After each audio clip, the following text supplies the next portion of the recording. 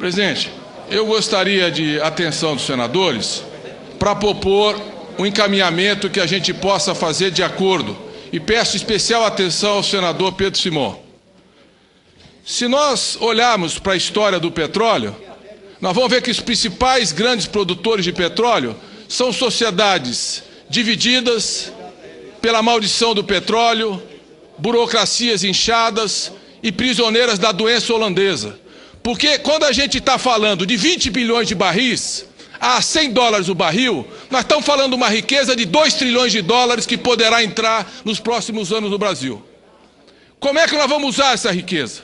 Se nós pegarmos essa riqueza e pulverizarmos dessa forma que nós estamos aprovando hoje, distribuindo sem nenhum critério, simplesmente por uma visão regional ou da representação de cada um dos estados, sem estabelecer prioridades, sem olhar para o futuro, nós vamos perder uma oportunidade única da história desse país.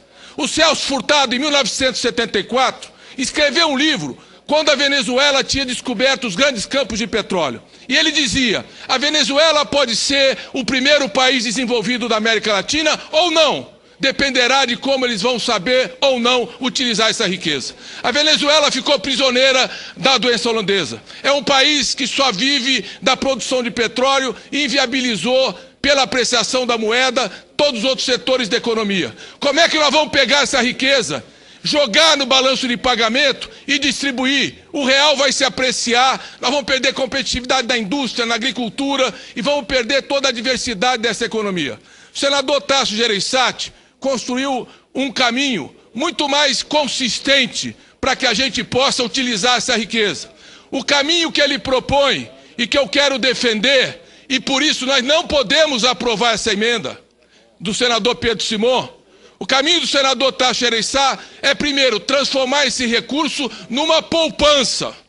Uma poupança, nós vamos aplicar o resultado da poupança, nós não vamos destruir essa riqueza, nós vamos ter recurso por muitas décadas, para aplicar prioritariamente aonde? Prioritariamente na educação e na educação básica. O petróleo vai acabar, o que deve ficar é a sociedade do conhecimento, é uma nova geração formada para ter inteligência, para ter competência, para ter perspectiva de desenvolver essa sociedade de uma forma muito mais importante e estratégica, que não dependa só dos recursos naturais. 1% do recurso iria para abater dívida pública. Por que abater dívida pública? Porque nós vamos poder reduzir carga tributária e taxa de juros e vamos aumentar a eficiência sistêmica da economia brasileira. Nós temos a oportunidade de não ficarmos prisioneiros da doença holandesa. Nós temos chance de criar um caminho de investimento e educação. Por isso eu queria defender que a gente não aprove a emenda do senador Pedro Simão, mesmo porque ele propõe aqui distribuir participação especial. No regime de partilha, não haverá mais participação especial.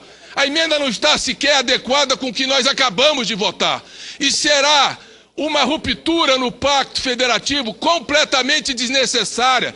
Vamos pensar junto, vamos pensar a nação, vamos pensar o povo acima das nossas diversidades regionais. A prioridade desse país é a educação, é o conhecimento, é isso que vai criar as bases de um desenvolvimento sustentável que vai além de uma riqueza que vai acabar. Esse é o nosso compromisso com as futuras gerações.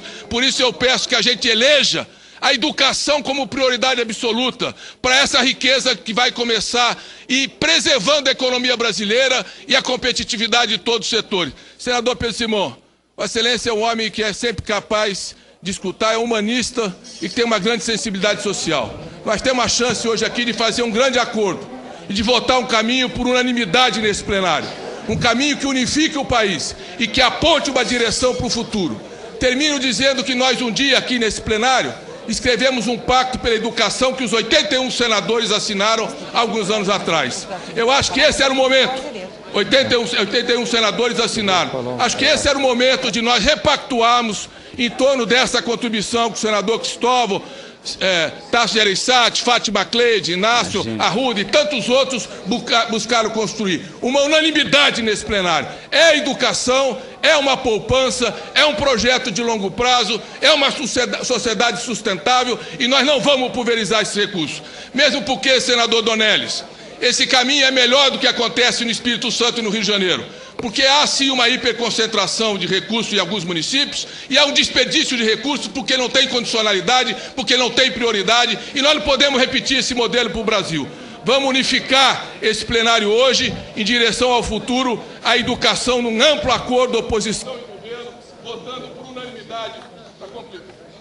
votando por unanimidade essa proposta. Essa é a sugestão que eu faço, que a gente não aprove essa emenda e aprove por unanimidade o projeto do senador